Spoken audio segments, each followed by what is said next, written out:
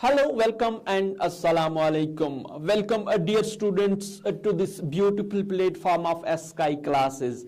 This is Malik Ghazi Shaukat, and as you know, I am your physics teacher. So, dear students, today's session is for class 10th, और ये जो session है, ये current electricity का part 3rd होगा. पहले दो parts में हमने पहले चार्ज पढ़ा था, दूसरे में हमने पोटेंशियल एनर्जी के बारे में पढ़ा था, इलेक्ट्रिकल पोटेंशियल एनर्जी के बारे में पढ़ा था. नेक्स्ट में हम देखेंगे इलेक्ट्रिक करंट क्या होती है. अब हमने देखा कि हमने उन चार्जेस में क्या स्टोर की पोटेंशियल एनर्जी. अब उस पोटेंशियल एनर्जी को जो हमने उन चार्जेस में स्टोर की उसको हमने यूज करना है. अब हम उस पोटेंशियल एनर्जी को कैसे यूज कर सकते हैं, तो इसका एक मेथड है. देखें कैसे. इस यहां पे हमने इन चार्जेस में पोटेंशियल एनर्जी स्टोर की. अब अगर ये charger particles from higher potential to lower potential की तरफ जाएंगी, तो जाते जाते ये उस एनर्जी को क्या करेंगे, रिलीज करेंगे, और वो रिलीज एनर्जी को फिर हम डिफरेंट पर्पज के लिए यूज करेंगे. बात समझ में आई. तो चार्जेस जब फ्लो होती हैं from higher potential to lower potential, उसी को हम नाम देते हैं इलेक्ट्रिक करंट.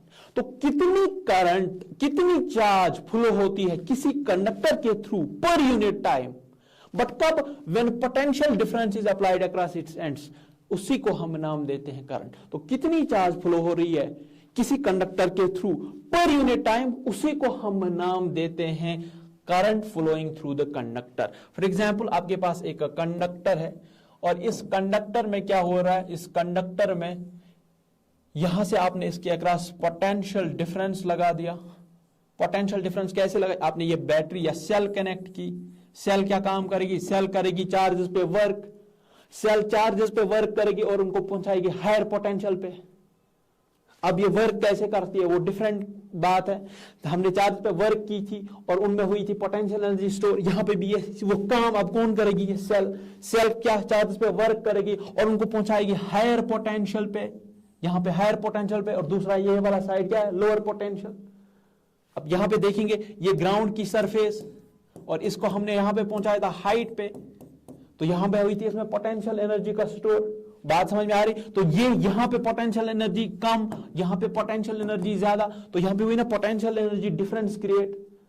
समझ में आ रही है बात. तो ये बॉडी अब खुद ब खुद कहां से जाएगी, from higher potential to lower potential. ध्यान देंगे, हमने इस बॉडी पे वर्क किया, पहुंचाया यहां पे, इसमें हुई इलेक्ट्रिकल, इसमें पोटेंशियल एनर्जी स्टोर हुई. अब अगर इसको हम रास्ता दे दें, छोड़ दें, ये खुद ब खुद नीचे की तरफ चली जाएगी. ऐसा यहां पे हो रहा है. ये सेल ने चार्जेस पे वर्क किया, हायर पोटेंशियल पे पहुंचा दिया. अब अगर इनको हम रास्ता प्रोवाइड करेंगे इन चार्जेस को, ये चार्जेस खुद ब खुद यहां से फ्लो होंगी और आएंगी लोअर पोटेंशियल पे. जैसे पहले ये यहां की तरफ जा रही थी ये बॉडी, हमने वर्क की इस पे, अब फिर खुद ब खुद ये नीचे की तरफ चली जाएगी ऐसे, और फिर नीचे की तरफ गिरेगी. यहां पे भी ऐसा ही हो रहा है.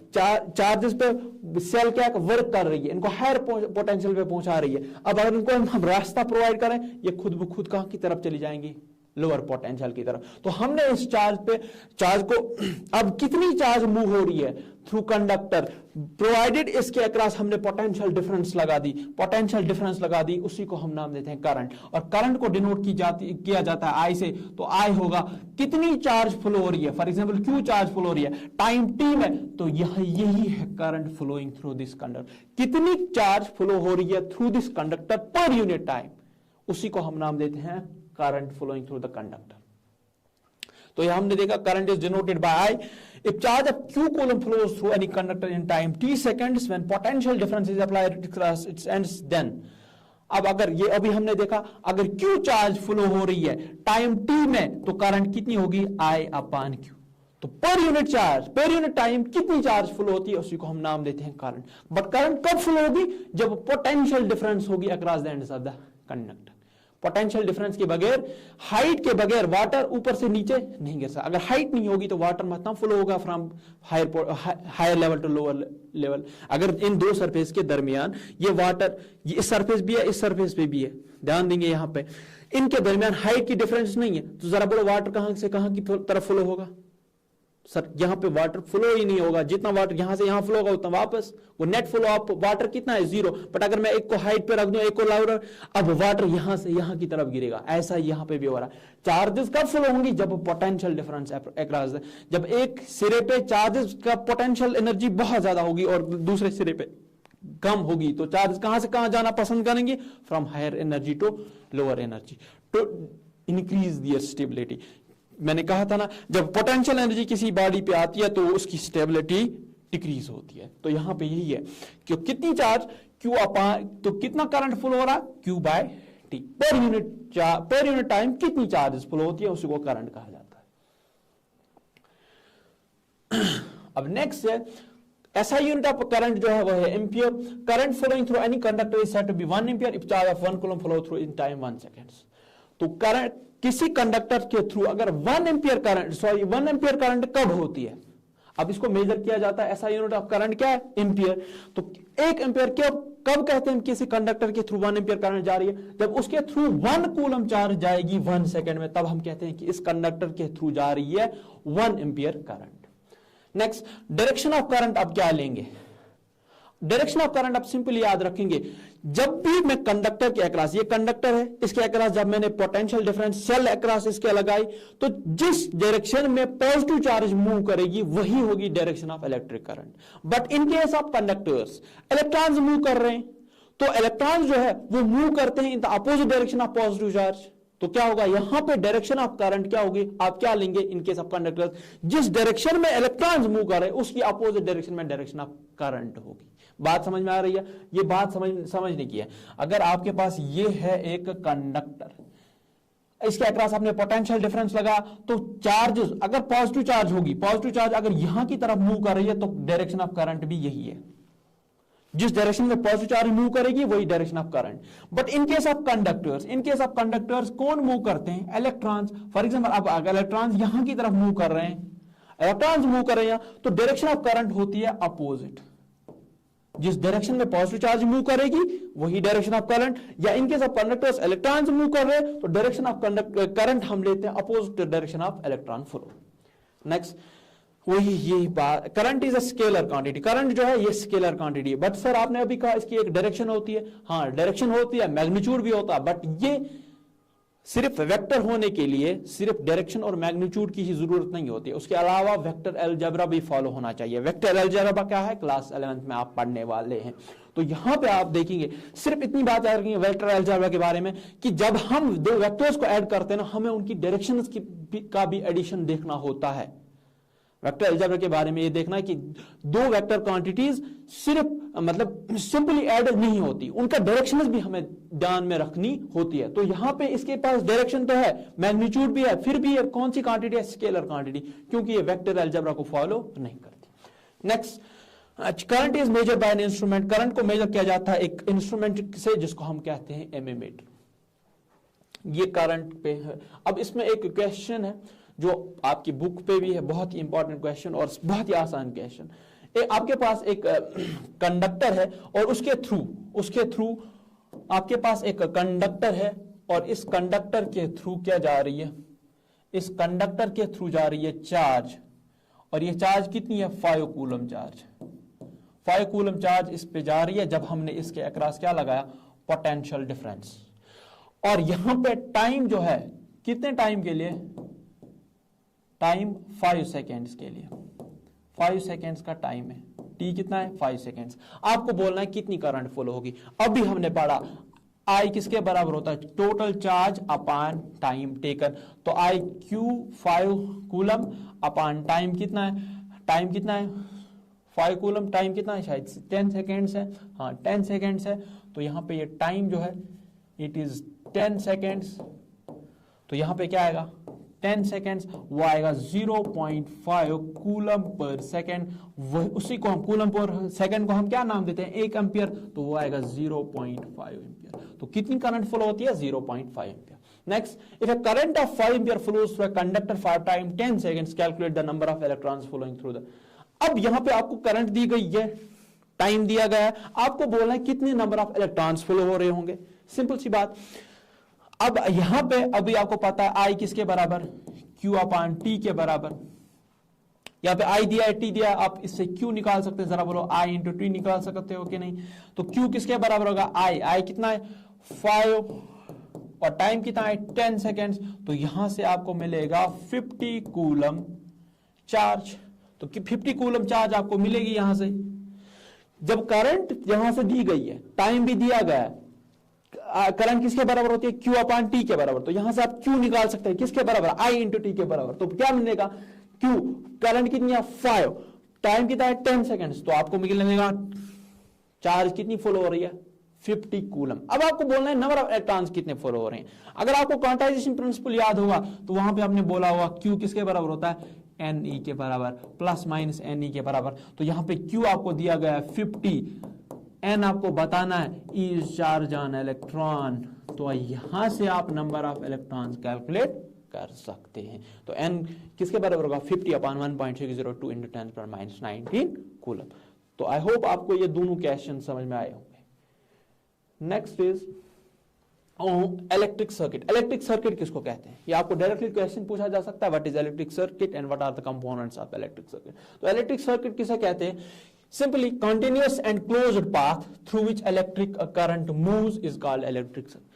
कंटिन्यूअस पाथ होना चाहिए, कहीं पे कट नहीं होनी चाहिए, और दूसरी बात क्लोज्ड पाथ होनी चाहिए। क्लोज्ड पाथ मीन स्टार्टिंग और एंड पॉइंट क्या मिलने चाहिए, जहां से करंट स्टार्ट हो रही है और जहां पे करंट एंड होके आती है, ये दोनों पॉइंट्स एक दूसरे के साथ मिलने चाहिए। क्लोज्ड पाथ भी होना चाहिए, और एक तो क्लोज्ड पाथ और दूसरा ये कंटिन्यूअस पाथ होना चाहिए, कहीं पे कट या कहीं पे स्टॉप नहीं होना चाहिए। उसी को हम नाम देते हैं इलेक्ट्रिक सर्किट। इलेक्ट्रिक सर्किट इस पे आप यहां पे ये डायग्राम देख सकते हैं। फॉर एग्जांपल यहां सेल से करंट निकली, चार्ज निकली और फ्लो हो रही है इस पाथ के थ्रू, और अगर आप देखेंगे ये पाथ हर जगह पे क्या है? बंद है, क्लोज्ड है, कहीं पे कट नहीं है, कहीं पे रुकी हुई नहीं है। और दूसरी बात, जहां से स्टार्ट हुई है वहीं पे एंड होके आती है, तभी हम इसको कहते हैं कंटिन्यूअस एंड क्लोज्ड पाथ। जिसके थ्रू इलेक्ट्रिक करंट फ्लो होती है उसी को हम नाम देते हैं electric circuit. The different component such as wire, battery, switch, load which make up electric current आकार। अब इस सर्किट में जब ये सर्किट बनता है, सर्किट अब बहुत सारे कंपोनेंट से बनता है, इसमें बहुत सारी चीजें मिलके बनाती हैं इलेक्ट्रिक सर्किट को। जैसे इसमें वायर होती है, इसमें बैटरी होती है, स्विच होता है, लोड होता है। लोड मींस कोई भी इंस्ट्रूमेंट इलेक्ट्रिकल इंस्ट्रूमेंट जो आप यूज करते हैं, जैसे वॉशिंग मशीन, जैसे लैंप, जैसे इलेक्ट्रिक हीटर, इलेक्ट्रिक आयरन। तो ये सारी चीजें मिलके बनाती हैं इलेक्ट्रिक सर्किट को। तो डिफरेंट कंपोनेंट्स जो डिफरेंट चीजें बनाती हैं इलेक्ट्रिक सर्किट को, उन्हीं को हम नाम देते हैं सर्किट एलिमेंट्स या components of circuit. Electric circuit consist of 2 types. अब इसमें 2 टाइप्स के कंपोनेंट्स हैं। एक कंपोनेंट जो है जो इस सर्किट को एनर्जी देता है, और दूसरा जो एनर्जी कंज्यूम करते हैं। फॉर एग्जांपल सेल जो है ये सर्किट में एनर्जी लाता है, और बाकी जो इंस्ट्रूमेंट्स है, for example heater, for example electric heater, electric iron या इलेक्ट्रिक लैंप, वो एनर्जी को कंज्यूम करते हैं। तो 2 टाइप्स के इलेक्ट्रिकल कंपोनेंट्स हैं, एक जो एनर्जी देते हैं सर्किट में, और एक जो इलेक्ट्रिक एनर्जी को, वही इलेक्ट्रिक एनर्जी को कंज्यूम करते हैं। ये वो है वेरियस कंपोनेंट्स ऑफ सर्किट। अब सर्किट जिन कंपोनेंट से बनता है उनकी डायग्राम्स हैं, एक कंपोनेंट कौन कौन सा है और उनकी डायग्रामिक सिंबल कैसे, उनको हम रिप्रेजेंट कैसे करते हैं। फॉर एग्जांपल अगर आपको दिखाना होगा सर्किट में इलेक्ट्रिक सेल, तो आप ऐसे ये वाला सिंबल बनाओगे। अगर आपको दिखानी होगी बैटरी, तो आप ये वाला सिंबल बनाओगे। ये बैटरी जो होते हैं ना, ये कॉम्बिनेशन ऑफ सेल, जब बहुत सारी सेल्स एक साथ काम करती हैं तो वो बैटरी कहलाती है। अब अगर आपको स्विच दिखानी है तो ये भी दिखा सकते हैं, और ये, बट ये वाली स्विच तब जब सर्किट ओपन हो, अभी करंट फ्लो नहीं हो रही है। ये वाली स्विच तब जब करंट फ्लो हो रही है। यह अगर आपको वायर का जॉइंट दिखाना है, या अगर आपको दिखाना है कि 2 वायर्स एक दूसरे को टच नहीं करे, क्रॉस कर रही है। नेक्स्ट अगर आपको इलेक्ट्रिक बल्ब दिखाना है, यही रेजिस्टर आपको अगर दिखाना है, तो ये वो सारे डिफरेंट कंपोनेंट्स हैं जो आप, जिनका सिंबल यहां पे, ये इलेक्ट्रिकल सर्किट के कंपोनेंट्स डिफरेंट जिनका बना होता है क्या, इलेक्ट्रिक सर्किट जिन कंपोनेंट्स का बना होता है ये वाले, और उनके डिफरेंट सिंबल्स होते हैं। बात समझ में आई? Next, the diagram which shows electric circuit and how it is different components are connected to each other is called circuit diagram. वो डायग्राम जिसमें हम दिखा सकते हैं इलेक्ट्रिक सर्किट क्या है, जिसमें हम दिखाते हैं इलेक्ट्रिक सर्किट किसको कहते हैं, जिसमें हम दिखा सकते हैं इलेक्ट्रिक सर्किट और उसके डिफरेंट डिफरेंट कंपोनेंट्स, उसी को हम नाम देते हैं सर्किट डायग्राम। फॉर एग्जांपल ये डायग्राम, इसमें हम दिखाएंगे इलेक्ट्रिक सर्किट और उसके डिफरेंट डिफरेंट कंपोनेंट्स। अब डिफरेंट कंपोनेंट्स को कैसे दिखाओगे, उसके सिंबल्स यूज करके, जैसे यहां पे इमिट को दिखाया ऐसे, रेजिस्टर को दिखाया ये वीवीसी वायर से। और अगर आपको स्ट्रेट वायर दिखानी है, मतलब वायर दिखानी है, तो उसको स्ट्रेट लाइन से आप शो करोगे, और सेल को दिखाना है तो ऐसे दिखाओगे। तो ये diagrammatic representation of electric circuit को हम नाम देते हैं circuit diagram.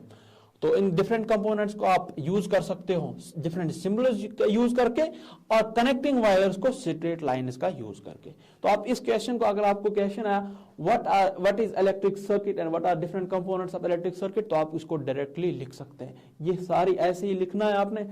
Next, Ohm's law, बहुत ही इंपॉर्टेंट आपके बोर्ड पॉइंट ऑफ व्यू से, इसमें क्वेश्चंस आपसे पूछे जा सकते हैं। What is Ohm's law? Ohm's law क्या है? ओम्स लॉ जो दिया था, ये दिया था जॉर्ज साइमन ओहम ने दिया था, और ये इस लॉ से हमें पता चलता है कि अगर किसी कंडक्टर के थ्रू करंट फ्लो हो रही है और अगर उसके अक्रॉस हमने पोटेंशियल लगाया, तो उस पोटेंशियल और करंट के दरमियान की रिलेशनशिप क्या है। मतलब अगर मैं पोटेंशियल इंक्रीज कर दूं तो करंट का क्या होगा, अगर मैं पोटेंशियल डिक्रीज करूंगा तो करंट क्या होगा। तो यही लॉ हमें बताता है। तो ओम्स लॉ क्या बताता है कि अगर किसी करंट फ्लो हो रही है किसी कंडक्टर के थ्रू, तो उसके थ्रू जो करंट फ्लो हो रही है वो डायरेक्टली प्रोपोर्शनल है पोटेंशियल डिफरेंस के।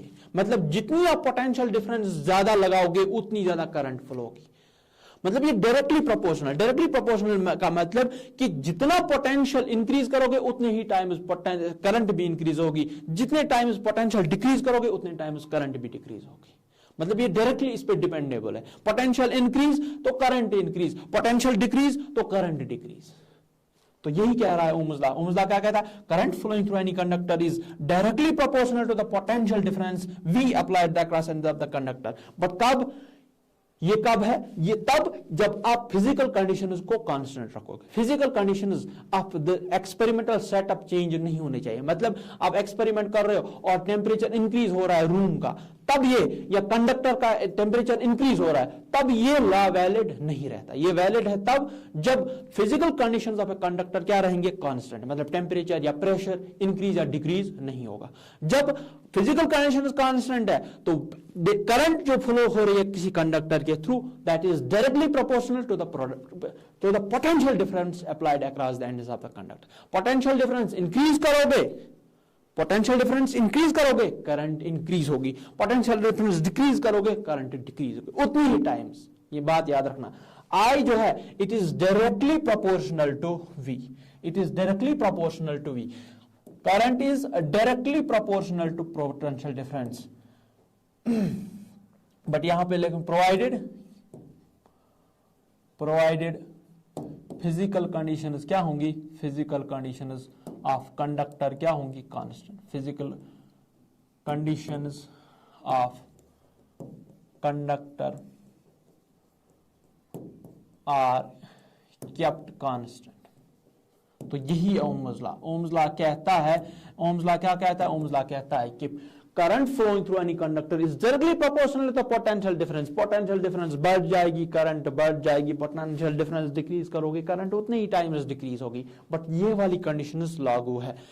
Terms and conditions applicable. तो टर्म्स एंड कंडीशंस क्या है कि कंडक्टर की फिजिकल कंडीशंस चेंज नहीं होनी चाहिए। मतलब उसका टेम्परेचर इंक्रीज नहीं होना चाहिए, उसका टेम्परेचर डिक्रीज नहीं होना चाहिए, उसकी लेंथ या उसका मटेरियल पे कोई असर नहीं पड़ना चाहिए। उस पर प्रेशर इंक्रीज करोगे या डिक्रीज वो भी नहीं करना आपने। सिर्फ कंडक्टर की फिजिकल कंडीशंस को कांस्टेंट रखना है। फिर I is directly proportional to V। यहां इसको हम लिख सकते हैं V is directly proportional to I। अब यहां पे ध्यान देंगे, अब हम लिखेंगे V is equal to I into R। यहां पे ये प्रोपोर्शनैलिटी कांस्टेंट क्या, प्रोपोर्शनैलिटी क्या बनी? इक्वालिटी। जब भी प्रोपोर्शनैलिटी इक्वालिटी बनती है ना, तो हमें एक कांस्टेंट से मल्टीप्लाई करना पड़ता है, उसको हम कहते हैं कांस्टेंट ऑफ प्रोपोर्शनैलिटी। हियर जो ये R है ना, हियर R क्या है? R is constant of proportionality.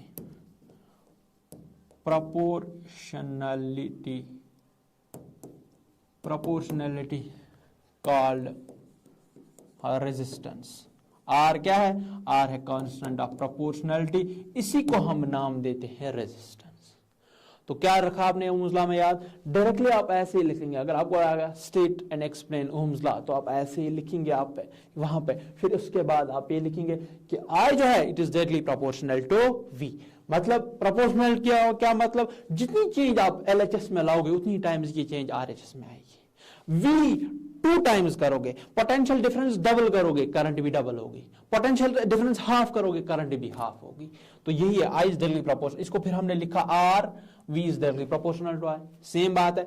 अब ये प्रोपोर्शनलिटी के हटा के इक्वालिटी का सिंबल यहां पे लगा है, बट जो ही प्रोपोर्शनलिटी इक्वालिटी बनती है हमें एक कांस्टेंट से मल्टीप्लाई करना पड़ता है, इसी को हम कहते हैं कांस्टेंट ऑफ प्रोपोर्शनलिटी। और यहां पे ये कांस्टेंट ऑफ प्रोपोर्शनलिटी जो है इसी को हम रेजिस्टेंस नाम देते हैं। अगर आप यहां से रेजिस्टेंस देखना चाहोगे तो रेजिस्टेंस किसके बराबर आएगी, V अपॉन आई।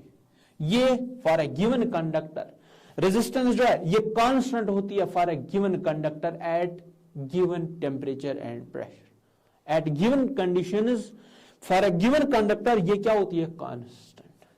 समझ में आई बात। तो अगर आप देखेंगे रेजिस्टेंस किसके बराबर है, V अपॉन आई के बराबर। आई होप आपको ओम्स लॉ का ये कॉन्सेप्ट समझ में आया होगा। ओम्स लॉ क्या कहता है, ओम्स लॉ क्या कहता है। अब अगर आप ग्राफ प्लॉट करोगे V और I के दरमियान, जरा देखो V और I के दरमियान ग्राफ प्लॉट करोगे, ये क्या है, ऑलवेज क्या होगा, कांस्टेंट। V अपॉन I, इन दोनों का रेशियो ऑलवेज क्या है, कांस्टेंट। तो इसका ग्राफ आएगा, ग्राफ क्या आएगा इसका ग्राफ आएगा V अपॉन I का ग्राफ आएगा straight line passing through origin, straight line passing through. क्यों, R किसके बराबर है, V अपॉन I के बराबर, और ये R क्या है, हमेशा है कांस्टेंट। तो ratio of V upon I क्या आएगा, ऑलवेज कांस्टेंट। तो इस ग्राफ का क्या होगा, straight line passing through origin, इसका स्लोप क्या होगा, हर वक्त सेम। तो ये था ओम्स लॉ। यहां तक आपको बात समझ में आई। आर क्या है, रेजिस्टेंस। नेक्स्ट, अब इलेक्ट्रिक रेजिस्टेंस क्या होती है। ये रेजिस्टेंस जो अभी हमने देखा ये क्या होती है, रेजिस्टेंस जो है it is the opposition offered by the conductor to the flow of current through it. तो रेजिस्टेंस जो होती है ना, ये है कंडक्टर कितना रेजिस्ट करता है चार्ज फ्लो को, जब चार्ज उसके थ्रू फ्लो हो रही है ये कितना इनको रेजिस्ट करता है, मतलब ये कितने इनके मोशन को रोकता है, अपोजिशन करता है, उसी को हम नाम देते हैं रेजिस्टेंस। और रेजिस्टेंस को यूजुअली डिनोट किया जाता है by R. Resistance of conductor is, अब रेजिस्टेंस किसके बराबर होती है, जरा आप देखिए, अभी हमने देखा रेजिस्टेंस किसके बराबर, V अपॉन I के बराबर। रेजिस्टेंस किसके बराबर होती है, it is the ratio of potential difference applies across ends of the conductor to the current flowing through it keeping physical conditions. वहां पे हमने बोला था फिजिकल कंडीशंस क्या होनी चाहिए, कांस्टेंट। फिजिकल कंडीशंस यानी टेम्परेचर, या वो टेम्परेचर आप रूम का चेंज नहीं कर सकते या कंडक्टर का चेंज नहीं कर सकते। तो for a given temperature, at a given temperature resistance किसके बराबर होती है, V अपॉन I के, और ये कांस्टेंट होगी क्योंकि अभी हमने पढ़ा ओम्स लॉ में जितना आप रेजिस्टेंस V बढ़ाओगे उतना I भी बढ़ेगा। तो अगर आपने V को डबल किया, जरा देखो V को डबल किया, I भी क्या होगी, डबल। जरा इनका रेशियो फिर से निकालो, V अपॉन I आएगा। तो यहां पे देखेंगे रेजिस्टेंस ऑफ कंडक्टर क्या है, ये है पोटेंशियल डिफरेंस अप्लाइड, और रेशियो किस का, पोटेंशियल डिफरेंस अप्लाइड और current flowing through the conductor, उसके रेशियो के बराबर है। But at a given temperature ये क्या होता है, कांस्टेंट। तो यहां पे आप ध्यान देंगे आर किसके बराबर है, V upon. Resistance of conductor does not depend upon, ये अभी हमने देखा रेजिस्टेंस किस पे, ना I पे डिपेंड करती है ना V पे डिपेंड। कैलकुलेट हम यहां से करते हैं बट इन पे डिपेंड नहीं करती, क्योंकि जरा देखें अगर आप I को करोगे ना चेंज, V भी चेंज होगा ना, तो रेशियो ऑलवेज क्या आएगा, फिर से सेम आएगा। समझ में आ रही है बात। तो इन दोनों पे चेंज, इन दोनों पे डिपेंड ही नहीं करता, चाहे आप V को इंक्रीज करो या डिक्रीज करो, V को इंक्रीज करोगे I भी उतनी टाइम्स इंक्रीज करो होगा, रेशियो इनका फिर भी आएगा कांस्टेंट। ये बात समझने की है। तो इन दोनों पे ये डिपेंड नहीं करता। ये किस पे डिपेंड करता है, ये ओनली डिपेंड करता है फिजिकल कंडीशंस पे, जो अभी हम बात कर रहे थे कि फिजिकल कंडीशंस आपने चेंज नहीं करनी। अगर आपने फिजिकल कंडीशन चेंज की तो रेजिस्टेंस चेंज होती है। समझ में आ रही है बात। तो यहां पे ये सिर्फ डिपेंड करता है किस पे, फिजिकल कंडीशंस पे। असाइनमेंट ऑफ रेजिस्टेंस जो है दैट इज ओम। कैसे मेजर करते हैं रेजिस्टेंस को, ओम में। और 1 ओम की रेजिस्टेंस कब होगी, जरा देखिए, जब 1 वोल्ट का पोटेंशियल डिफरेंस होगा और 1 एम्पियर की करंट होगी, तब उस कंडक्टर के अक्रॉस, तब उस कंडक्टर में, जब किसी कंडक्टर के थ्रू 1 वोल्ट अप्लाई करने पे 1 एम्पियर करंट फ्लो होगी, हम कहेंगे उस कंडक्टर की रेजिस्टेंस कितनी है, 1 ओम। और अब देखना है वो किन किन फैक्टर्स पे रेजिस्टेंस डिपेंड करती है। रेजिस्टेंस जो है ये 4 फैक्टर्स पे डिपेंड करती है, या 3 हम कहेंगे। एक है सबसे पहले टेम्परेचर पे, जो अभी हमने देखा बोला, सबसे पहले टेम्परेचर, और दूसरा है material of the conductor, material of the conductor, और तीसरा है dimensions of the conductor, dimensions of the conductor. 3 चीजों पे डिपेंड करता है, एक टेम्परेचर पे, दूसरा मटेरियल पे, तीसरा डायमेंशंस। अगर टेम्परेचर की बात करें तो temperature increase with increase in temperature, temperature increase करने पे with increase in temperature, with increase in temperature, with increase in temperature resistance increases. Resistance क्या होती है, रेजिस्टेंस इंक्रीजेस, रेजिस्टेंस क्या होती है, इंक्रीज होती है। With increase in temperature resistance क्या होती है, इंक्रीज होती है। तो अगर टेम्परेचर डिक्रीज करोगे रेजिस्टेंस क्या होगी, डिक्रीज। मटेरियल की अगर बात करें, अब आपको पता ही है आधे मटेरियल जो है वो करंट को फ्रीली फ्लो होने देते हैं, और आधे मटेरियल फॉर एग्जांपल वुड अपने थ्रू करंट को फ्लो नहीं होने देता।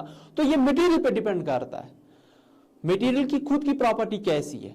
और आधे मटेरियल फॉर एग्जांपल आप एल्यूमिनियम लोगे, कॉपर लोगे, उनके थ्रू करंट इजीली फ्लो हो रही है। बट अगर मैं बात करूं वुड की, उसके through current, electric current flow ही नहीं हो रही। तो दूसरी बात, ये रेजिस्टेंस किस पे डिपेंड करती है, मटेरियल पे। सम मटेरियल जो है, some materials like metals,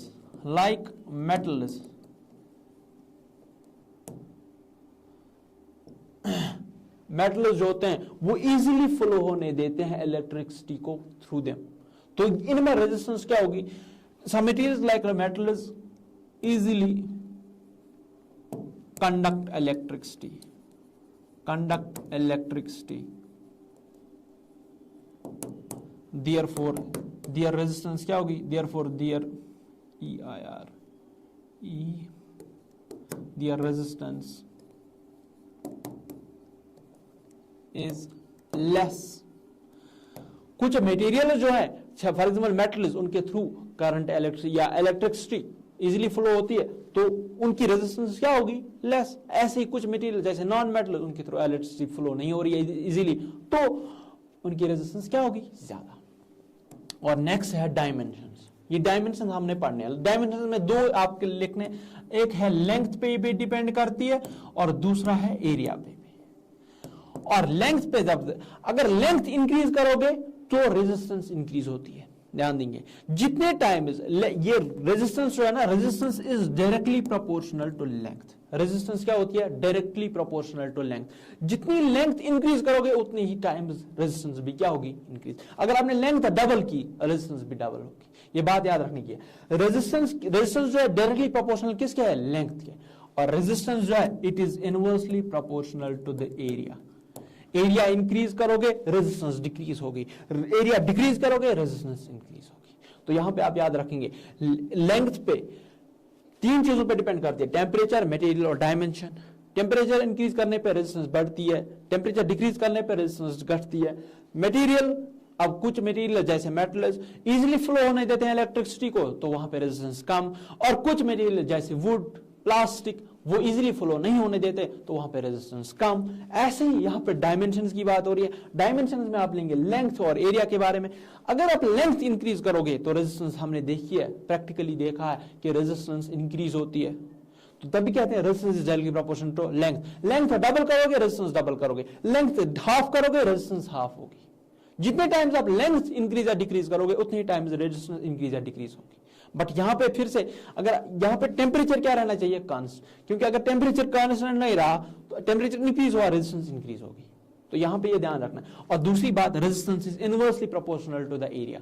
area increase होगा रेजिस्टेंस डिक्रीज होगी, एरिया डिक्रीज होगा रेजिस्टेंस इंक्रीज होगी। जितने टाइम्स आपने एरिया डिक्रीज किया उतने टाइम्स रेजिस्टेंस इंक्रीज होगी।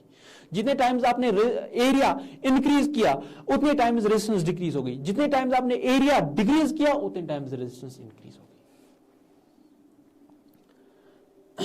रेजिस्टिविटी किसे कहते हैं हम। अब अगर यहाँ पे ध्यान दोगे, ये दो है, resistance is directly proportional to L, resistance directly proportional 1/, दोनों को कंबाइंडली लिखेंगे तरह क्या आएगा, resistance is directly proportional to L/A। अब यहां से फिर से प्रोपोर्शनलिटी को हटा के इक्वालिटी का कांस्टेंट, हमें फिर से एक कांस्टेंट से मल्टीप्लाई करना पड़ेगा, उसको क्या कहेंगे, प्रोपोर्शनलिटी कांस्टेंट। इस प्रोपोर्शनलिटी कांस्टेंट को कहते हैं क्या नाम देते हैं, रेजिस्टिविटी। इस प्रोपोर्शनलिटी को क्या नाम देते हैं, रेजिस्टिविटी। तो रेजिस्टेंस किसके बराबर होती है, रूह। इसको नाम पढ़ा जाता है रूह, नाम क्या पढ़ा जाता है इसको, रूह। क्या होती है, रेजिस्टिविटी। किसके बराबर, रेजिस्टेंस किसके बराबर, रूह L/A। अब देखेंगे ये रेजिस्टिविटी क्या होती है। Resistivity is the resistance of a conductor whose dimensions is unit length and unit cross section. जरा आप यूनिट लेंथ, इसमें अगर रेजिस्टेंस, अगर आपके पास अब एक कंडक्टर है, उसकी लेंथ है 1 मीटर, अगर ऐसा यूनिट्स की बात करें, और इसका एरिया है 1 मीटर स्क्वायर, एरिया है 1 मीटर स्क्वायर, लेंथ है 1 मीटर, जरा बोलो इसकी रेजिस्टेंस क्या होगी, 1 मीटर अपान 1 मीटर का स्क्वायर। जरा बोलो रेजिस्टेंस कितनी, किसके बराबर होगी, रेजिस्टिविटी के बराबर। वही हम कहते हैं resistivity is the resistance of a conductor whose length is 1 unit and whose area of cross section is 1 unit. बात समझ में आई कि नहीं, बात समझ में आई। तो वहां पे अगर हम इसके यूनिट्स देखने की कोशिश करें, जरा बोलो यूनिट्स क्या होंगे, इस रेजिस्टिविटी के यूनिट्स क्या होंगे, मीटर, और ये मीटर का स्क्वायर कैंसिल। अगर आप देखेंगे यहाँ पे, अच्छा ठीक है हम अलग से लिखते हैं इसको, ये मीटर का स्क्वायर, स्क्वायर और मीटर कैंसिल, तो रेजिस्टेंस किसके बराबर आई, रो की। तो अगर आपको आएगा directly question what is resistivity, तो रेजिस्टिविटी क्या होती है, is the resistance of a conductor whose resistivity whose length is 1 unit and whose cross unit area of cross section is 1 unit. तो अगर आप इसे यूनिट्स देखना चाहेंगे, जरा देखो यूनिट्स देखना चाहेंगे, यूनिट्स इसके होंगे, रेजिस्टिविटी के यूनिट्स क्या होते हैं, इसके यूनिट्स होते हैं, यूनिट इसका होता है ohm, ohm metre per metre, ohm per sorry resistivity का हमें देखना है। जरा यहां से आप रेजिस्टिविटी निकालो, रेजिस्टिविटी किसके बराबर होगी, रेजिस्टिविटी किसके बराबर होगी, रेजिस्टिविटी बराबर होगी RA/L। अगर आप देखोगे इसके यूनिट्स क्या होंगे, अब यूनिट्स क्या होंगे, आर के यूनिट्स क्या होंगे, आर के यूनिट्स ओहम, ए के एरिया के मीटर स्क्वायर, और लेंथ का मीटर, ये मीटर और ये मीटर कैंसिल, तो ओहम की ये सॉरी रेजिस्टिविटी के यूनिट्स क्या होंगे, ओहम मीटर। क्या होते हैं इसके यूनिट्स, ओहम मीटर। यूनिट्स ऐसा यूनिट हम की बात कर रहे हैं, ऐसा यूनिट ऑफ रेजिस्टेंस क्या था, ओहम, ऐसा यूनिट ऑफ रेजिस्टिविटी क्या है, ओहम मीटर। तो रेजिस्टिविटी आपने देखा, रेजिस्टिविटी आप यहां पे ध्यान देंगे, रेजिस्टिविटी ना लेंथ पे डिपेंड करती है ना एरिया ऑफ क्रॉस सेक्शन पे डिपेंड करती है। जरा क्यों, क्योंकि हमने पहले ही रखा है ना किसकी रेजिस्टिविटी, किस कंडक्टर की रेजिस्टेंस, जिसकी लेंथ ही 1 यूनिट है और unit area of cross section he 1 unit है, ये बात याद रखना। तो इसके डायमेंशन हमने पहले ही डिफाइन किए हुए हैं, तो ये लेंथ या ब्रेड्थ पे या एरिया पे डिपेंड नहीं करेगा, ये सिर्फ डिपेंड करता है इस रोह पे, और ये रोह करता है डिपेंडेंट टेम्परेचर या मटेरियल पे। बात समझ में आई। तो रेजिस्टिविटी डिपेंड करती है सिर्फ फिजिकल कंडीशंस पे, टेम्परेचर पे, मटेरियल पे डिपेंड करता है, और लेंथ या ब्रेड्थ पे ये डिपेंड नहीं करती। रेजिस्टर, अब ये रेजिस्टर क्या होता है, रेजिस्टर जो है ये कंपोनेंट है, जो हमने पढ़े इलेक्ट्रिक सर्किट के components, different parts of electric circuit को हम इलेक्ट्रिक कंपोनेंट्स कहते हैं। तो एक सर्किट का पार्ट है, it's a component of electric circuit which offers opposition to the flow of current in a circuit. Resistor क्या होता है, ये एक ऐसा सर्किट का कंपोनेंट है जिसकी वजह से हम किसी सर्किट में करंट इंक्रीज या डिक्रीज कर सकते हैं, हम किसी सर्किट में करंट इंक्रीज या डिक्रीज कर सकते हैं। तो रेजिस्टर जो है ये 2 टाइप्स का होता है, एक ही फिक्स्ड वैल्यू होती है, उसको हम कहते हैं फिक्स्ड रेजिस्टर, और दूसरा जो होता है उसकी रेजिस्टेंस फिक्स्ड नहीं होती है, उसकी वैरी की जा सकती है, उसको हम कहते हैं वेरिएबल रेजिस्टर। 2 टाइप्स के रेजिस्टर्स हैं। रेजिस्टर पहले क्या होता है, ये सर्किट का कंपोनेंट होता है जिसकी वजह से हम किसी भी सर्किट में करंट को इंक्रीज अगर हमें बढ़ानी होती है तो हम बढ़ा भी सकते हैं।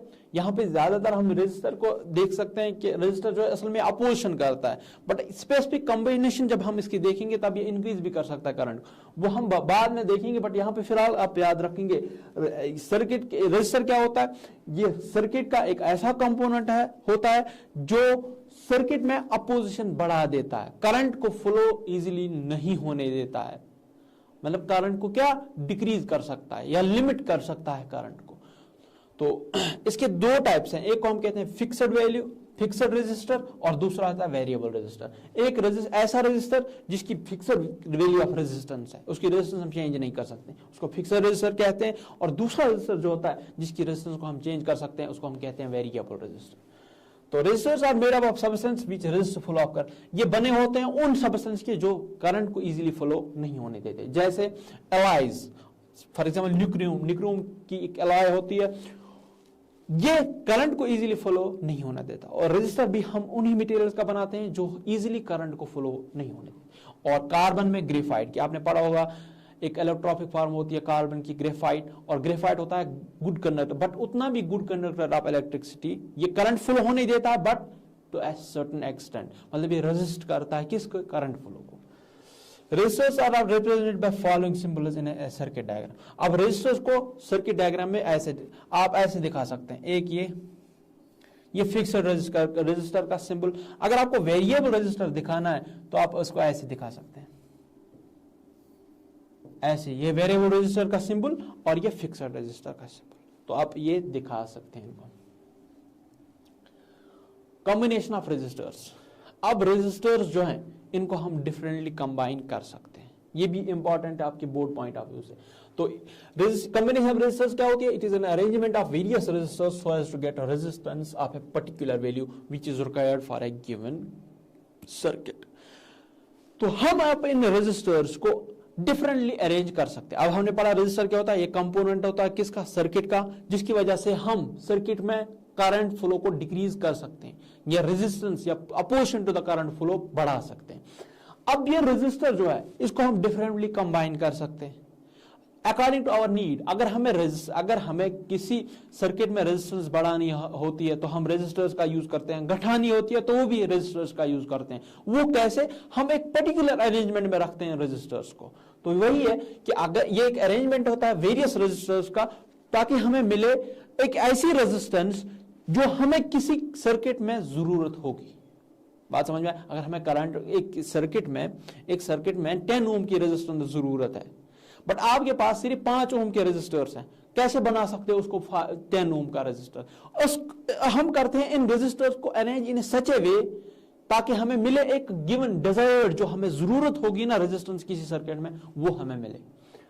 तो this effective resistance of a combination of resistors in a given circuit is called equivalent resistance. अब जब हमने रेजिस्टर्स को कंबाइन किया, कंबाइनेशन में इनमें क्या होती है, इन रेजिस्टर्स की एक पर्टिकुलर टोटल नेट रेजिस्टेंस बनती है। ये रेजिस्टर्स कंबाइन होके एक पर्टिकुलर रेजिस्टेंस देते हैं किसको, सर्किट को, तो उसको हम नाम देते हैं equivalent resistance. Resistance can be combined in following. अब रेजिस्टर्स को डिफरेंटली हम क्या कंबाइन कर सकते हैं इन फॉलोइंग है। सबसे पहला है सीरीज कॉम्बिनेशन। सीरीज कॉम्बिनेशन में क्या है, हम रेजिस्टर्स को एंड टू एंड कनेक्ट है, वन आफ्टर अदर कनेक्ट करते हैं। पहले एक रेजिस्टर, एक ये वाला रेजिस्टर, दूसरा इसके साथ में लगा देते हैं, मतलब इसके साथ में कनेक्ट करते हैं, इस वन आफ्टर अदर, फिर तीसरा उसके बाद। जैसे हम देखते हैं यहां पे एक रेजिस्टर। अब रेजिस्टर हमने देखा, इसको सिंबल ऐसा है, इसको हमने कंबाइन किया दूसरे रेजिस्टर के साथ ऐसे। पहले रेजिस्टर, ये वाला पहला resistor end to end connected है दूसरे के साथ। समझ में आ रही है बात? पहला दूसरे के साथ, दूसरा तीसरे के साथ, वन आफ्टर द अदर, इसी को हम कहते हैं सीरीज कॉम्बिनेशन। जब resistors one after the other connect किए जाएं ऐसे कि इनके थ्रू करंट सभी के थ्रू सेम चली जाए। अगर अब यहां पे देखेंगे ना, अगर यहां से अब हम क्या करेंगे, पोटेंशियल डिफरेंस लगा देंगे, तो पोटेंशियल डिफरेंस की वजह से करंट फ्लो होगी, और ये करंट जब यहां से जाएगी, पहले इसके थ्रू जाएगी फिर इसके थ्रू, तो सारे रेजिस्टर्स के थ्रू सेम करंट जा रही है।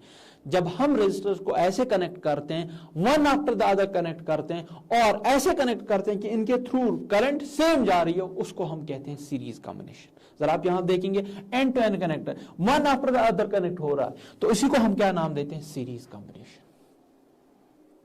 इसी को हम क्या नाम देते हैं, सीरीज कॉम्बिनेशन। अब सीरीज कॉम्बिनेशन में हमें net resistance R equivalent calculate करना, हमें बताना है कि अब अगर हमने इनको कनेक्ट किया, नेट रेजिस्टेंस किसके बराबर होगी? तो अगर आपके पास ये वाला रेजिस्टर है R1 ओम का, ये है R2 ओम का और ये है R3 ओम का, मुझे बोलना इस सर्किट की नेट रेजिस्टेंस अब कितनी है, इक्विवेलेंट रेजिस्टेंस कितनी है। तो आप सिंपली क्या करोगे, इन सारे रेजिस्टर्स को सिंपली ऐड करोगे। R इक्विवेलेंट किसके बराबर होगा, R1 plus R2 plus R3। Simple addition आपने करना है। जब सीरीज कॉम्बिनेशन होती है नेट रेजिस्टेंस किसके बराबर होती है, simple addition of all the resistors, R1 plus R2 plus R3, ऐसे ही फिर R4, जितने होंगे उनको सभी को एक साथ में ऐड करना। दूसरा है पैरेलल कॉम्बिनेशन। अब पैरेलल कॉम्बिनेशन में क्या है, 2 or more resistors are said to be in parallel combination। अगर वो सारे रेजिस्टर्स, ध्यान देना, 2 या 2 से ज्यादा रेजिस्टर्स को हम कहते हैं ये पैरेलल कॉम्बिनेशन में, if all resistors are connected between 2 same points in a such a way that potential difference across all the resistors is. अब अगर हमारे पास बहुत सारे रेजिस्टर, उनको पैरेलली कंबाइन करना है। जरा देखो पैरेलल कंबाइन क्या करना, हम क्या करेंगे, हम लेंगे 2 points, point A for example और पॉइंट बी, और फिर सारे रेजिस्टर्स को इन्हीं 2 पॉइंट्स के दरमियान क्या करेंगे, कंबाइन। जरा देखिए, ये इन्हीं 2 पॉइंट्स के दरमियान, दूसरा भी इन्हीं 2 पॉइंट्स के दरमियान, तीसरा भी इन्हीं 2 पॉइंट्स के दरमियान। तो हर जगह पे हम क्या करते हैं, हम सारे रेजिस्टर्स को 2 पॉइंट्स के दरमियान ही कनेक्ट करते हैं, ऐसे कि अगर अब आप देखोगे potential difference across all these resistors क्या होगी, सेम। तो वो कॉम्बिनेशन जिसमें रेजिस्टर्स को बिटवीन 2 पॉइंट्स कंबाइन किया जाता है, बिटवीन 2 सेम पॉइंट्स कंबाइन किया जाता है और उनके अक्रॉस पोटेंशियल डिफरेंस सेम रहती है, तो उसको हम कहते हैं पैरेलल कॉम्बिनेशन। अब अगर आपके पास ये 3 रेजिस्टर्स है, R1, R2, R3, आपको इनकी नेट रेजिस्टेंस बतानी है, तो आप लिखोगे 1/R इक्विवेलेंट किसके बराबर होता है, 1/R1 plus 1/R2 plus 1/R3। तो आप सीरीज में होंगे तो डायरेक्ट एडिशन, और अगर पैरेलल में होंगे तो उनके रेसिप्रोकल्स का एडिशन।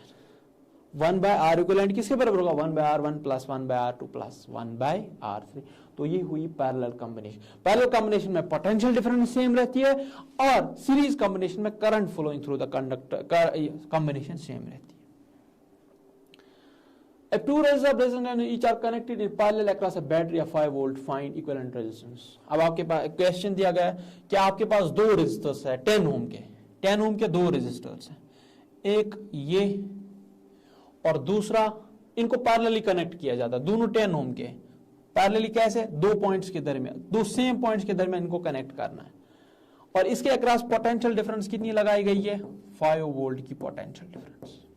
ये कितना है, 10 ओम, ये कितना है, 10 ओम। अभी हमने देखा जब पैरेलल कॉम्बिनेशन होती है तो इक्विवेलेंट रेजिस्टेंस किसके बराबर होती है, 1/R1 प्लस 1/R2। जरा बोलो 1/R इक्विवेलेंट अब किसके बराबर होगी, इसको यहां पे लिखते हैं, 1/R इक्विवेलेंट किसके बराबर होगी, 1/10 प्लस 1/10। 1/R इक्विवेलेंट किसके बराबर होगा, basis are same, powers are added, basis are same, powers are added. तो इसको हम लिख सकते हैं अब ऐसे, 1/R इक्विवेलेंट या R इक्विवेलेंट किसके बराबर होगा, इसको रेसिप्रोकल किया तो यहां से भी रेसिप्रोकल करना पड़ेगा, ये बनेगा 10/2, वो बनेगा R इक्विवेलेंट किसके बराबर है, 5 ओम के बराबर।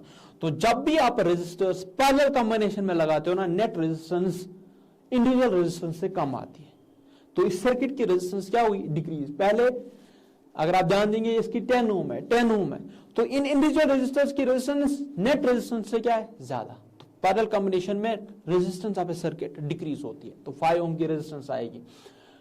अब आपको बोलना यहां से करंट कितनी फ्लो होगी, बहुत ही आसान, बैटरी भी, ये वोल्टेज भी दी गई है, पोटेंशियल डिफरेंस भी दिया गया है, रेजिस्टेंस भी आपने निकाला, सीधे ओम्स लॉ का application, V is equal to I into R। आपको बोलना है I कितना होगा, V कितना है 5, I आपको निकालना है, R भी आया 5 और 5 कैंसिल, तो इसका मतलब I कितना आएगा 1 एम्पियर।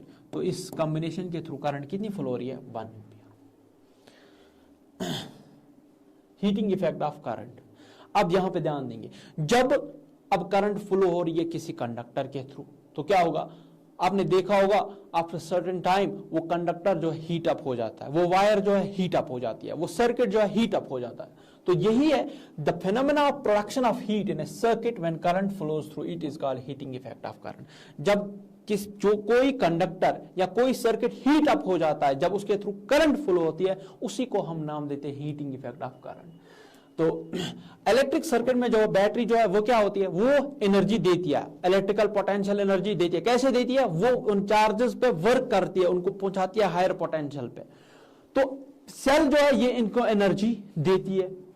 यही एनर्जी जो है ये यूज होती है फिर सर्किट में। जब आप हायर पोटेंशियल पे पहुंची चार्जेस, अब इनमें पोटेंशियल एनर्जी स्टोर की गई है, अब इन चार्जेस को हम रास्ता देते हैं, इनको लाते हैं काम से from higher potential to lower potential. But यूं ही हायर टू लोअर जाएंगी, इनमें जो एनर्जी स्टोर होती है ना, वो होती है ट्रांसफॉर्म, वो डिफरेंट डिफरेंट एनर्जीज में कन्वर्ट होती है।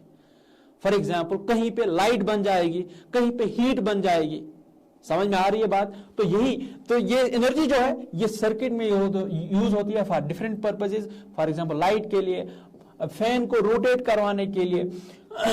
बट इस आधी एनर्जी में ये जो सारी एनर्जी है, इसमें आधी यूजफुल वर्क है और आधी प्रोड्यूस होती, जो आधी जो बचती है वो जाती है in the form of heat, वो लॉस होती है in the form of heat. In A pure resistive circuit all the energy is lost in the form. अगर आप एक सर्किट आपके पास है, उसमें सिर्फ रेजिस्टर्स ही रेजिस्टर्स हैं, उसमें मतलब बल्ब नहीं है कि मतलब लाइट प्रोड्यूस नहीं होगी या उसमें और कोई एनर्जी प्रोड्यूस नहीं होगी, उसमें सिर्फ क्या हीट ही प्रोड्यूस हो रही है। फॉर एग्जांपल आपने करंट जो है बैटरी को कनेक्ट किया सीधे हीटर के साथ, वहां पे क्या प्रोड्यूस होगी, वहां पे सीधे प्रोड्यूस होगी हीट।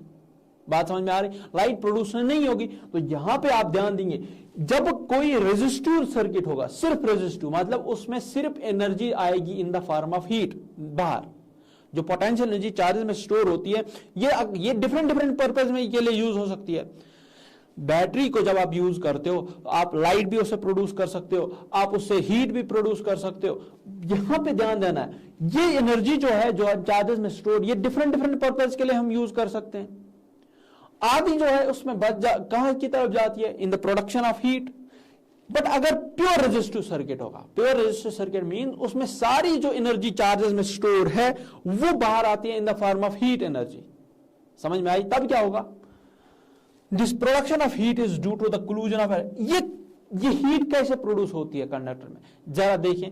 जब करंट यहां से चार्ज फ्लो हो रही है, इस कंडक्टर में क्या होते हैं, मेटल आयन्स होते हैं।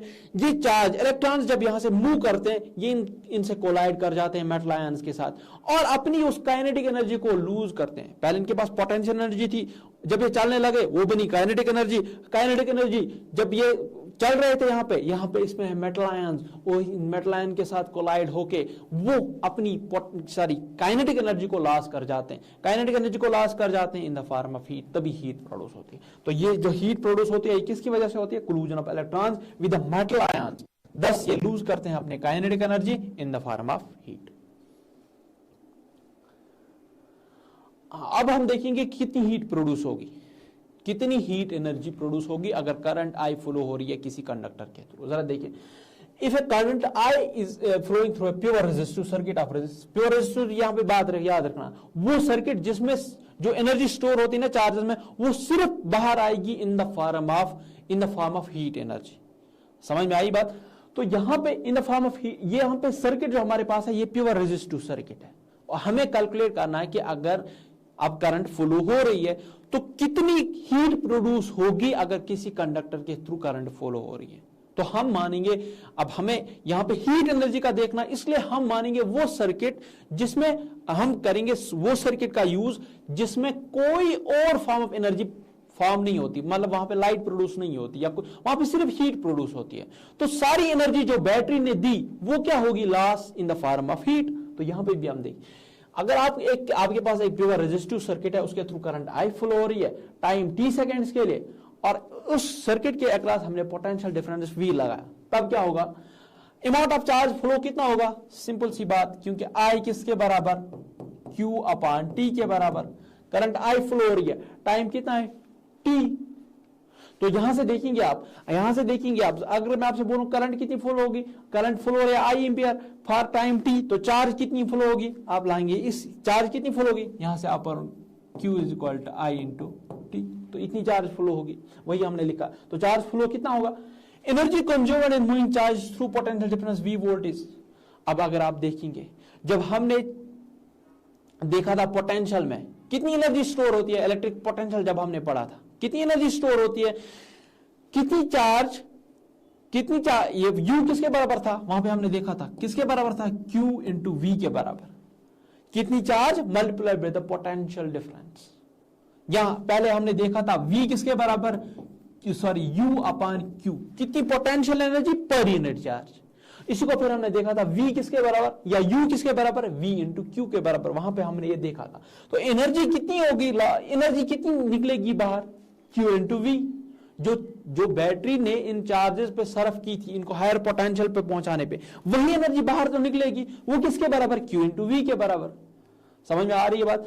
तो इन ए प्योर रेजिस्टर सर्किट ये सारी एनर्जी लॉस होगी in the form of heat energy. तो हीट एनर्जी किसके बराबर, Q इंटू V के बराबर। अगर आप यहां देखेंगे, यहां पे आकर देखेंगे Q किसके बराबर, I इंटू टी के बराबर। जरा पे यहां पे put Q is equal to I into T, जरा देखो यहां पे क्या होगा, H किसके बराबर आएगा, H बराबर आएगा Q के बराबर I और Q के बराबर I T इंटू V। इसी को हम लिखते हैं फिर VIT। तो हीट प्रोड्यूस किसके बराबर होगी, V इंटू आई इंटू टी। यहां पे देखेंगे Q के बदले हमने क्या लिखा, I इंटू टी, तो यहां पे हीट प्रोड्यूस कितनी हुई, VIT। इसको फिर से चेंज कर सकते हैं, जरा V किसके बराबर, according to Ohm's law, V किसके बराबर, according to Ohm's law V is equal to I into R। जरा पुट करो V के बदले I इंटू R, ये क्या बनेगा, IR इंटू IT, वो क्या बनेगा, I स्क्वायर RT। इसी को हम कहते हैं जूल्स लॉ ऑफ हीटिंग, ये I स्क्वायर RT। तो according to Joule's law of heating क्या कहता है कि heat produced in a conductor is directly proportional to the square of the current और directly proportional to the resistance और directly proportional to time.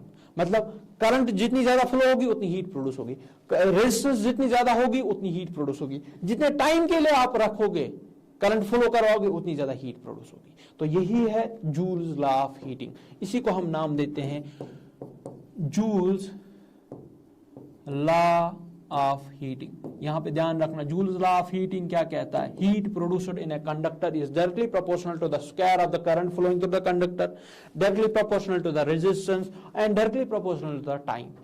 Current double करोगे heat 4 times increase होगी। क्यों, क्योंकि आई करंट पे क्या है, स्क्वायर है, तो डबल करने पे बनेगा 4 टाइम्स आई का स्क्वायर। बात समझ में आई। ऐसी रेजिस्टेंस डबल करोगे हीट डबल, क्योंकि directly proportional to R. Time double करोगे, इंक्रीज करोगे time period for duration of current flow, तो हीट उतनी ज्यादा प्रोड्यूस होगी। तो यहां पे ये था जूल्स लॉ ऑफ हीटिंग, कितनी हीट प्रोड्यूस होगी, तो कितनी हीट प्रोड्यूस होगी वो बराबर है आपके आई स्क्वायर आर टी के या वी आई टी के। वो आप फिर अपने हिसाब से देखेंगे। अगर पोटेंशियल दिया गया, करंट दी गई और टाइम दिया गया तो ये वाली इक्वेशन यूज करेंगे। अगर रेजिस्टेंस दी गई या टाइम दिया गया और करंट, तो ये वाली इक्वेशन आप यूज करेंगे। बट इस वाली इक्वेशन को हम कहते हैं जूल्स लॉ ऑफ हीटिंग। तो जूल्स लॉ ऑफ हीटिंग का ध्यान रखना, क्या कहता है joules law of heating, heat produced in a conductor is directly proportional to the square of the current flowing through the conductor, directly proportional to the resistance and directly proportional to time.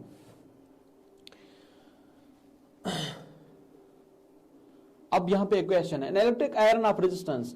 आपके पास एक electric iron है, आपके पास एक electric iron है, उसकी resistance वहां से दी गई है। कितनी रेजिस्टेंस है, इसकी रेजिस्टेंस बताई गई है 20 ओम और इसके थ्रू 5 एम्पियर करंट जा रही है। 20 ओम रेजिस्टेंस और इसके थ्रू करंट जो जा रही है वो है 5 एम्पियर। हाँ, और टाइम दिया गया कितने टाइम के लिए, टाइम दिया गया है 30 सेकेंड्स। टाइम दिया गया है 30 सेकेंड। आपको बोलना है कितनी हीट प्रोड्यूस होगी। आपके पास दो इक्वेशंस हैं, एक इक्वेशन बताती है H किसके बराबर VIT के बराबर, दूसरी है H किसके बराबर I² RT के बराबर।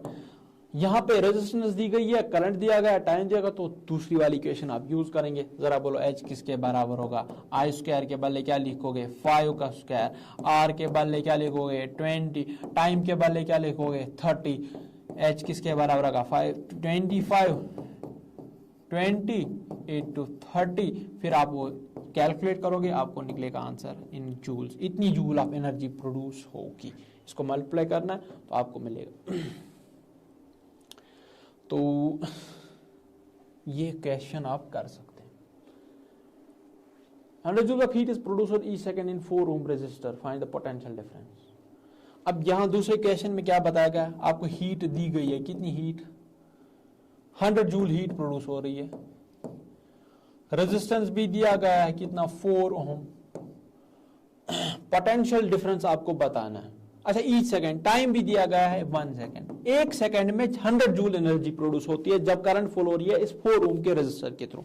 आपको बोलना है पोटेंशियल डिफरेंस कितनी, सीधे सीधे फॉर्मूला भी वाली VIT वाली, H दिया गया है 100, V आपको निकालना है, I भी दिया गया है ना, I नहीं दिया गया है, तो आप ये वाली इक्वेशन नहीं यूज करेंगे, आप करेंगे इक्वेशन I² RT वाली इक्वेशन यूज करेंगे। जरा बोलो H के बदले 100, I² आपको निकालना है, R आपके पास है 4 और टाइम आपके पास है 1, तो इसको आप कैलकुलेट करोगे, I² आएगा बराबर 100/4, वो आएगा 25, तो I आपको मिलेगा 5 एम्पियर। तो यहां से आप करंट फिर निकाल सकते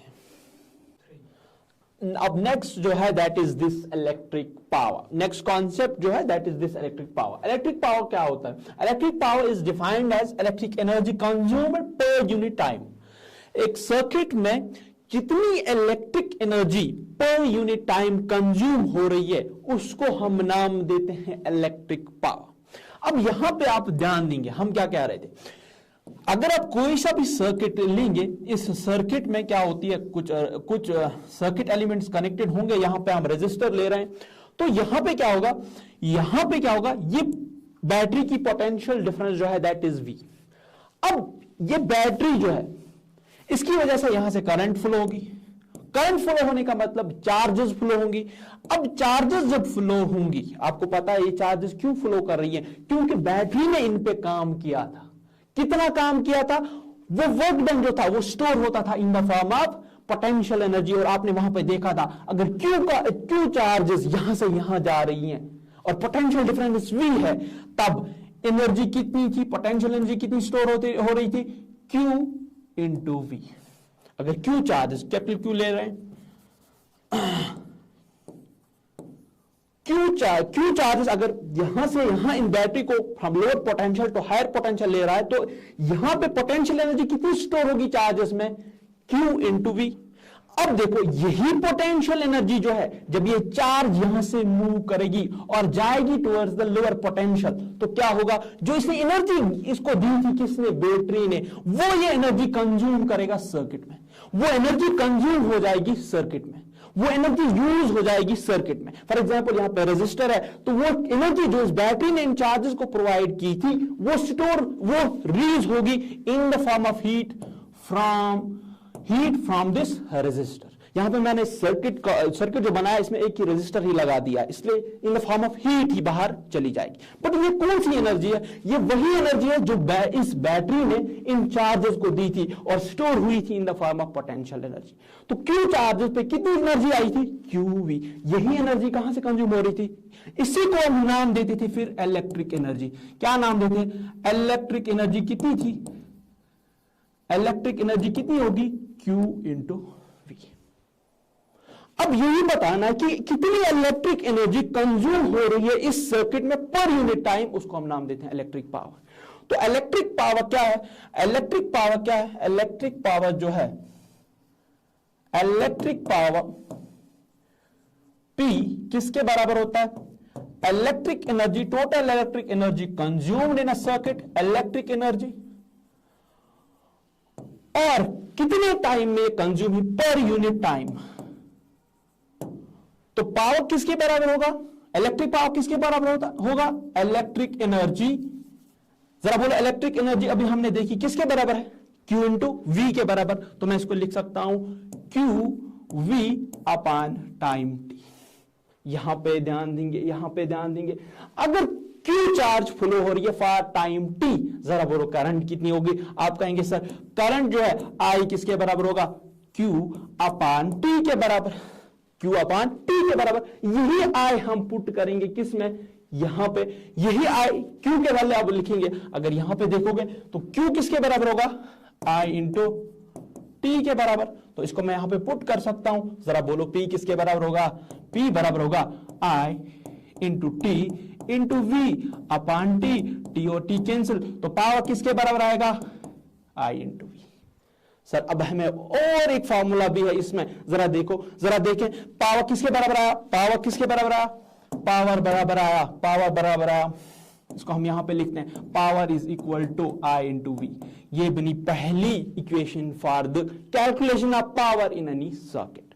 अब नेक्स्ट देखें, अगर आप ओम्स लॉ याद करोगे, ओम्स लॉ में हमने क्या बोला था, ये V is equal to I into R. तो मैं लिख सकता हूं power is equal to I into R. Because क्यों, because V is equal to I into R. आपको याद है V is equal to I into R किसकी वजह से, ओम्स लॉ। तो पावर किसके बराबर आएगा, I स्क्वायर आर। ये दूसरी रिलेशन है टू कैलकुलेट द पावर। तो ये वो रिलेशन से आप पावर को कैलकुलेट कर सकते हैं। बट आप ध्यान देंगे पावर क्या होता है, power is the electric energy consumed per unit time. तो ये वो सारी कैलकुलेशंस हैं जो अभी हमने देखी। पावर निकल रहा है P equal to V into I, और पावर की दूसरी इक्वेशन है I स्क्वायर R। तो ये आप, अब ऐसा यूनिट ऑफ इलेक्ट्रिक पावर जो है ये वाट है।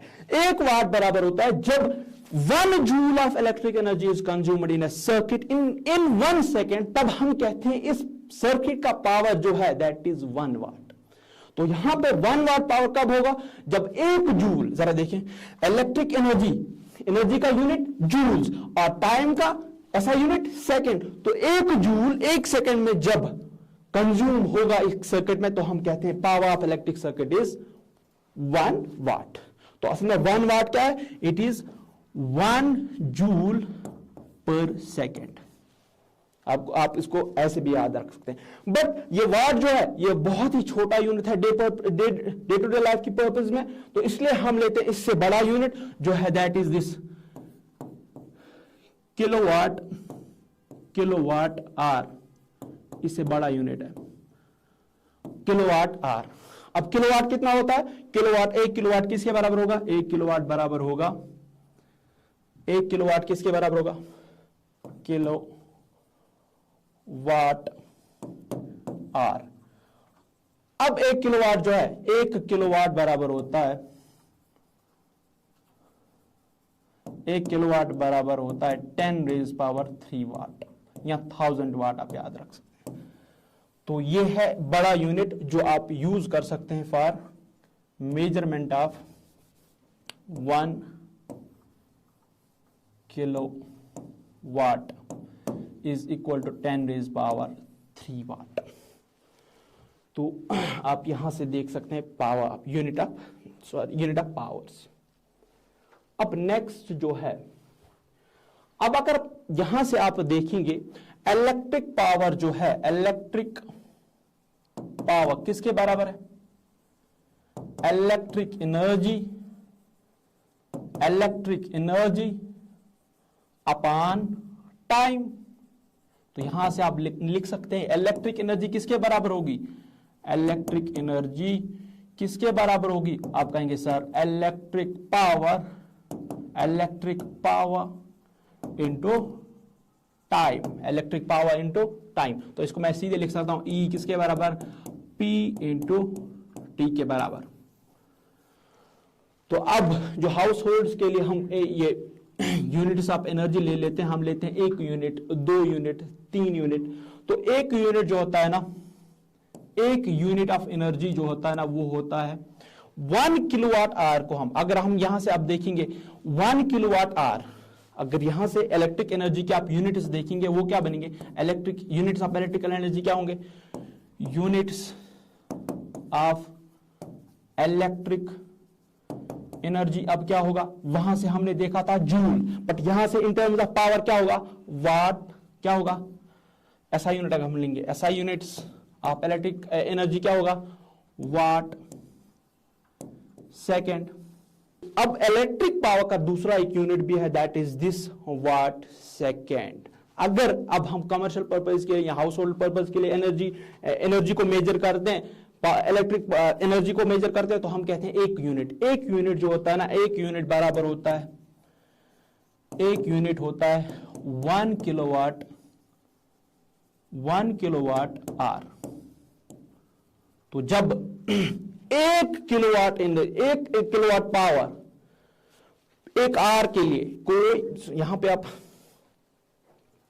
तो यहां पे वाट सेकेंड इसका एक यूनिट है। अब applications of heating effect of current, applications of heating effect of current आप देख सकते हैं। Heating effect of current is useful, किस कहां पे हमारे लिए यूजफुल बन जाता है heating effect of current. Heating effect of current जो है ये कहां पे, ये बहुत सारे हाउस होल्ड इंस्ट्रूमेंट्स में हम यूज करते हैं। फॉर एग्जांपल इलेक्ट्रिक हीटर और आयरन जो है इसी बेसिस पे फंक्शन करता है, heating effect of electric current में। क्योंकि जो इलेक्ट्रिक हीटर हो या आयरन हो, इसमें एक कॉइल होती है रेजिस्टिव कॉइल। वो रेजिस्टिव कॉइल क्या करती है, वो इलेक्ट्रिक एनर्जी को कन्वर्ट करती है इनटू हीट एनर्जी, और तभी इलेक्ट्रिक हीटर जो है वो हीट प्रोड्यूस कर पाता है और हम इस पे कुछ पका सकते हैं। ऐसे ही आयरन कर सकते हैं अपनी क्लॉथ्स की। Next, heating effect of current is used for production of light. अब कभी कभी यही हीटिंग इफेक्ट हम यूज कर सकते हैं टू प्रोड्यूस द लाइट। जरा आप देखें, लैंप, इलेक्ट्रिक लैंप जो होता है, इसमें जो फिलामेंट होता है ये बना होता है टंगस्टन का। और टंगस्टन जो है हम क्यों बनाते हैं, पहला क्वेश्चन यहां पे ये अराइज होगा कि हम क्यों ही टंगस्टन का ही बनाते हैं, क्योंकि टंगस्टन जो है इसका मेल्टिंग पॉइंट जो है बहुत ज्यादा होता है। इसलिए अगर ये बहुत ज्यादा हीट भी प्रोड्यूस करेगा तब भी ये मेल्ट डाउन नहीं होगा। इसलिए हम क्या करते हैं, हम बनाते हैं फिलामेंट किसका, टंगस्टन का।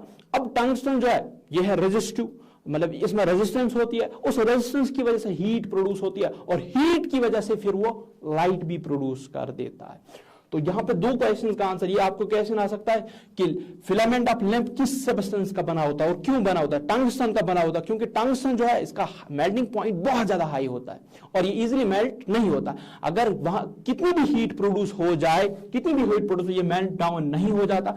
और फिर जब हीट प्रोड्यूस होती है, हीट प्रोडक्शन के साथ साथ लाइट एनर्जी भी प्रोड्यूस करता है। तो फिलामेंट इज कवर्ड, ये एक और क्वेश्चन ये भी पूछा जा सकता है कि हम क्यों अब उस फिलामेंट को कवर करते हैं ग्लास से, ग्लास कवरिंग से, और उसमें हम कुछ गैसेस भी भरते हैं जैसे नाइट्रोजन और आर्गन।